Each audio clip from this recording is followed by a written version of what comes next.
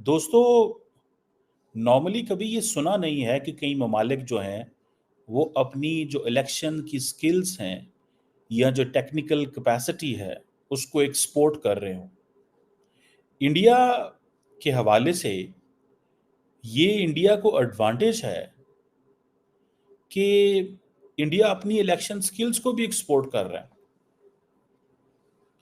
कहा यह जा रहा है कि दुनिया के 100 से ज़्यादा जो ममालिक हैं उन्होंने इंडिया से हेल्प मांगी है कि इलेक्शन के हवाले से उनकी मदद की जाए या ट्रेनिंग दी जाए। ये बहुत बड़ी तादाद है।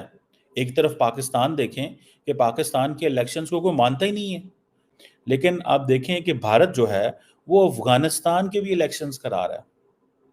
कहा जा रहा है कि अफगानिस्तान के अंदर जो पहली दफ़ा इलेक्शंस हुए, जब तालिबान रजीम, जो पहला तालिबान रजीम था, जब ख़त्म हुआ, तो जब इलेक्शंस हुए तो India was the one country जिसने ये इलेक्शंस करवाए। अब ये देखें, that is how the world knows India there. यहाँ वो कहते हैं जी कि हमने आपकी पार्लियामेंट बनाई, या वो कहते हैं जी कि हम तो यहाँ सिर्फ और सिर्फ इंफ्रास्ट्रक्चर करने के लिए आए हैं, या वो कह रहे हैं कि जी हम तो यहाँ सिर्फ आपकी मदद कर आए हैं, हमारा तो सिर्फ ह्यूमैनिटेरियन सपोर्ट है, या हम चाहते हैं कि अफगानिस्तान में डेमोक्रेसी वापस आए और हम आपके सपोर्टर हैं। सो ये क्वेश्चन है। इसी तरह नेपाल के अंदर कहा जा रहा है, जब वहां पे सिविल वॉर बंद हुई तो इंडिया ने वहां पे इलेक्शंस कराए। So exporting elections is considered as an India's soft power. When Americans engage with India, और वो यही बात करते हैं, वो कहते हैं ना, we are the fellow democracies, हम क्या हैं? fellow democracies हैं। तो इंडिया इस चीज की प्लेज लेता है। सो इट मीन्स कि आपका जो पॉलिटिकल सिस्टम होता है, वो पॉलिटिकल सिस्टम अगर इस तरह का हो, या उस पॉलिटिकल सिस्टम को जिस अंदाज से करवाया जाए वो इस तरह का हो कि लोग कहें कि नहीं, हमें ये पॉलिटिकल सिस्टम चाहिए और इसके जरिए हमारे मुल्कों में बेहतरी आ सकती है। मुझे याद है कि पाकिस्तान के अंदर एक बड़ा अच्छा अदारा है NADRA, national database and registration authority. दुनिया बहुत सारे अफ्रीकन ममालिक के अंदर पाकिस्तान अपनी सर्विसेज उनको एक्सपोर्ट करता है। उनको बताया है कि कैसे डाटा इकट्ठा करना है या अपने आप को डिजिटाइजेशन की तरफ क्या करना, लेके जाना है। पाकिस्तान ने मदद की है उन मुल्कों की। लेकिन इलेक्शन एक ऐसी चीज है, ये एक आपका पॉलिटिकल सिस्टम है, ये आपका एक जिंदगी गुजारने का तरीका है, ये कौम का, मुल्क का सोचने का अंदाज है। It means coexistence. It means pluralism. It means believing in merit.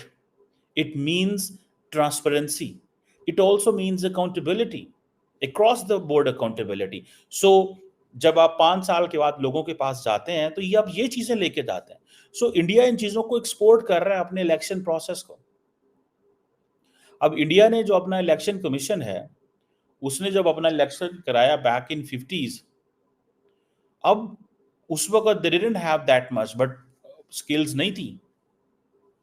लेकिन देन स्लोली स्लोली उस वक्त भी उन्होंने काफी मेहनत की, लेकिन अभी कहा जा रहा है कि अभी तो ये उनकी ट्रेड बन गई है। दुनिया के 109 मुल्क जो हैं वहां पे लोगों को ट्रेन किया गया है, इलेक्शन करवाने वाले लोगों को इंडियंस हैं। तकरीबन 70,000 से ज्यादा लोगों को, इलेक्शन ऑफिशियल्स को 109 मुल्कों में ट्रेनिंग दी गई है। ये काम अमेरिकन भी करते हैं, ये काम यूएन भी करता है, ये काम और अदारे भी करते हैं, पाकिस्तान में भी किया जाता है। लेकिन इंडिया एक डेवलपिंग कंट्री होने के नाते, इंडिया, जारी बात है, इस चीज़ को जब देखता है तो दे हैव अ पॉइंट, उनके सामने एक पॉइंट आता है, लोग देखते हैं। A country which just recently, जिसने अपनी जो फॉर्मर कॉलोनियल मास्टर जो है उसको ओवरटेक किया हो as a 5th largest economy, और वो बरतानिया को कह रहा हो कि हाँ ठीक है, तुम भी ये करते हो, लेकिन देखो मैं भी ये करता हूँ, मैं भी ट्रेनिंग दिलवाता हूँ, मैं भी इलेक्शंस के हवाले से काम कर रहा हूँ, आप भी कर रहे हैं लेकिन हम भी कर रहे हैं। सो 70,000 से ज़्यादा जो लोग हैं वो इंडियंस ने ट्रेन किए हैं 109 मुल्कों के अंदर, और इनमें से मेजॉरिटी जो है वो अफ्रीका। यही तो वजह है कि America needs India in Africa. America को इंडिया की ज़रूरत है अफ्रीका के अंदर, यानी कि इंडिया अमेरिका डायलॉग हो रहा है कि अफ्रीका के अंदर अमेरिका की पेनिट्रेशन कैसे बढ़ानी है, and American needs Indian help. और इस पे आपको पता है कल मैंने बात भी की थी परसों, और इस हवाले से अमेरिकन के पास कोई अप्रोच नहीं है। अमेरिकन समझते हैं, जब वो अमेरिकन कहते हैं ना comprehensive global strategic partnership, that is what they mean, जो कि 22 जून 2023 को पिछले साल जब ये सारा कुछ हुआ। सो ये जो पॉइंट है, ये बड़ा, that's a very significant thing. और Indian election commission technical support भी देता है, ठीक है जी। और ये समझे इंडिया का जो इलेक्शन एक्सपोर्ट है, दैट इज देयर। इंडिया अपनी इलेक्शन एक्सपोर्ट में इलेक्ट्रॉनिक वोटिंग मशीन्स भी बेचता है, जो इंडिया ने खुद 2001 में जो स्टार्ट की थी। सो एक तरफ डिजिटाइजेशन भी हो गई, कि डिजिटाइजेशन भी हो गई, और दूसरी तरफ अपनी सॉफ्ट पावर भी एक्सपोर्ट कर गई। सो इंडिया क्योंकि अपने आप को एज एन आईटी हब के तौर पे कह रहा है कि हम हैं, तो एक तरफ आईटी जो है वो हब है, और दूसरी तरफ क्या है, एक तरफ आईटी हब है और दूसरी तरफ अपनी इलेक्शन सर्विसेज भी एक्सपोर्ट कर रहे हैं। और सुनने में आ रहा है कि अदर देन दैट इंडिया अपनी इंक भी, इलेक्शन इंक जो है वो बड़ी इंपॉर्टेंट होती है इलेक्शनिंग प्रोसेस में। मेरा ख्याल है कि इंडिया के अंदर जो फर्स्ट टाइम इंक इस्तेमाल की गई थी वो 1962 में, ताकि वोटर फ्रॉड ना हो। लेकिन वोटर फ्रॉड तो होता है, हर जगह ही होता है, वो ज़रूरी नहीं है कि इंक से नहीं होता, और बहुत सारे मेथड्स हैं। सो जिसे वो कहते हैं ना, ये सुना कि दुनिया के 30 ऐसे ममालिक हैं जो ये इंक जो है वो इस्तेमाल करते हैं, इंडिया से वो इंक जाती है। So in other words, when India markets itself as a fellow democracy to the western world, यही तो वजह है हर स्पीच के अंदर डॉक्टर जयशंकर कह रहा है जी हमने वैक्सीन भेजी, हमने इतना पानी भेजा मालदीव्स में, हमने इतनी असिस्टेंस की। अगले दिन जब मालदीव्स के फॉरेन मिनिस्टर इंडिया आए थे, तो डॉक्टर जयशंकर ने सामने आके पूरी तकरीर करती, असी तुहानू ए भी देने हैं, ए भी देने हैं। सो इसके दो मतलब होते हैं, एक तो उस मुल्क को ये बताना होता है, इंडिया बता रहा होता है कि पायन हमारे साथ ताउन करें, हम आपके मुल्क के अंदर बहुत सारे अच्छे काम कर रहे हैं जिसकी वजह से आपके मुल्क में बेहतरी आ रही है। दूसरा, अपना मोरल भी लिफ्ट करना होता है। तीसरी, मार्केटिंग होती है। चौथी, अपने लोगों को भी बताना होता है कि आपका मुल्क अब इतना माड़ा नहीं है, हम इतने गए गुजरे नहीं हैं, हम घर में बहुत सारी चीज़ों में कमज़ोर हो सकते हैं, लेकिन नेशनली हमारी रेपुटेशन ठीक है। सो जब आप उन मुल्कों में जाते हैं तो उनको बताया करें कि हमारा मुल्क आपके लिए क्या कर रहा है। So India uses its election skills, its election assistance and its election soft power as a foreign policy अब टूल के तौर पे इस्तेमाल कर रहा है। जैसे आपने देखा होगा कि अफगानिस्तान में जो चीज़ें हुई थी, अफगानिस्तान में क्या किया उन्होंने, पार्लियामेंट की बात हो गई, जी हमने पार्लियामेंट बना दी। अच्छा, अब पार्लियामेंट का क्या ताल्लुक है, parliament is a symbolic thing.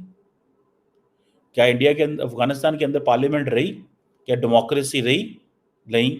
तो जब इंडियंस अफगानिस्तान के अंदर जाके बात करते हैं, तो वो इंडियन को, अफगानियों को कहते हैं भाई ना, हमारा काम काम जो है वो आपके मुल्क में ह्यूमैनिटेरियन असिस्टेंस था, आप लोगों को एम्पावर करना था, ताकि उस वक़्त तो यही था ना, जब पार्लियामेंट बना रही थी अमेरिका ने कि यार ये अशरफ गनी, ये तालिबान से जान छूट गई है, फ़ौज बन गई, ये सारा कुछ हो गया है, तो बस दैट्स इट। तो हम जमहूरियत को support, the return of democracy, ये जो सिंबॉलिज़्म है ये हमारी तरफ से, एक सिंबॉलिक बिल्डिंग आपको दे रहे हैं। अभी वहाँ अफ़गान तालिबान बैठ के अपनी शूरा की कोई मीटिंग करते होंगे, या किसी और काम के लिए इस्तेमाल करते होंगे, पता नहीं, लेकिन इंडिया ने उसको as a foreign policy tool के तौर पे इस्तेमाल। जय हिंद दोस्तों, स्वागत है आपका इंडिया पाकिस्तान न्यूज़ चैनल में। तो दोस्तों, जैसे कि आपने वीडियो में देखा, आइए जानते हैं वीडियो के बारे में।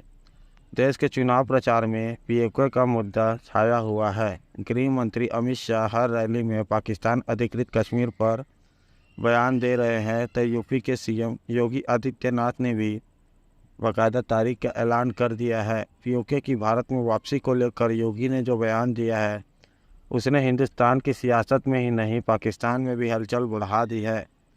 पीओके का पूरा इलाका हिंदुस्तान का अभिन्न अंग हुआ करता था, लेकिन सालों से पाकिस्तान ने इस इलाके पर अवैध कब्जा जमा रखा है। लंबे वक्त से हिंदुस्तानियों की मांग रही है कि भारत सरकार अपने इस इलाके को पाकिस्तान के चंगुल से मुक्त कराए। अब पहली बार हिंदुस्तान के चुनाव में पाकिस्तान के कब्जे वाले कश्मीर को भारत में शामिल करने की तारीख सामने आई है। शनिवार को महाराष्ट्र के पालघर के चुनाव रैली में यूपी के सीएम योगी आदित्यनाथ ने पीओके की वापसी की तारीख मुकर्रर कर दी है। यह पहली बार हुआ है कि जब सत्ताधारी दल के किसी बड़ी नेता ने पीओके को लेकर 6 महीने का वक्त तय किया है। योगी आदित्यनाथ के इस बयान से पहले और इस बयान के बाद भी देश के गृह मंत्री अमित शाह लगातार अपनी चुनावी रैलियों में पीओके का जिक्र कर रहे हैं और यह बताने से नहीं चूक रहे हैं कि पीओके भारत का हिस्सा था और है और हम इसे लेकर रहेंगे। अमित शाह ने 17 मई को रायबरेली में जनसभा की। इसके बाद वे 18 मई को ललितपुर पहुंचे और 19 मई को बेतिया पहुंचे। इन तीनों रैलियों में अमित शाह ने मन से पीओके का मुद्दा उठाया और शाह ने कहा पीओके की वापसी हर हिंदुस्तानी का सपना है। बगैर पीओके के जम्मू कश्मीर अधूरा है। और पिछले दिनों देश के रक्षा मंत्री राजनाथ सिंह ने चुनावी रैली में कहा था कि वो दिन दूर नहीं जब खुद पीओके के लोग भारत में वापसी की बात कहेंगे। राजनाथ सिंह ने ये बयान यूं ही नहीं दिया था। दरअसल पीओके इन दिनों असंतोष के आग से झुलस रहा है। अलग अलग कारणों से पाकिस्तान के कब्जे वाले कश्मीर उभर रहा है। वहाँ के लोग नाराज हैं, विद्रोह पर उतर चुके हैं। पीओके में पाकिस्तान के खिलाफ उठे विद्रोह की आवाज़ को दबाने के लिए वहाँ की फौज पुलिस पर अत्याचार पर उतर आई है। जनता पर फायरिंग तक की जा रही है। पाकिस्तान के महंगाई इतनी बढ़ चुकी है कि लोग त्रस्त हैं। पीओके के लोग पाकिस्तान के साथ नहीं रहना चाहते। यही वजह है कि अंदर बगावत की चिंगारी सुलग रही है और पीओके में सुलगती इस चिंगारी को अब बीजेपी को इंतजार है 4 जून का, क्योंकि उसी दिन हिंदुस्तान की जनता का फैसले सामने आएगा, जिसके बाद तय होगा कि पीओके की तकदीर। तो दोस्तों, अगर आपको ऐसी ही वीडियो देखना पसंद है तो हमारे चैनल को सब्सक्राइब करें तथा वीडियो को लाइक करना ना भूलें। धन्यवाद। जय हिंद, जय भारत।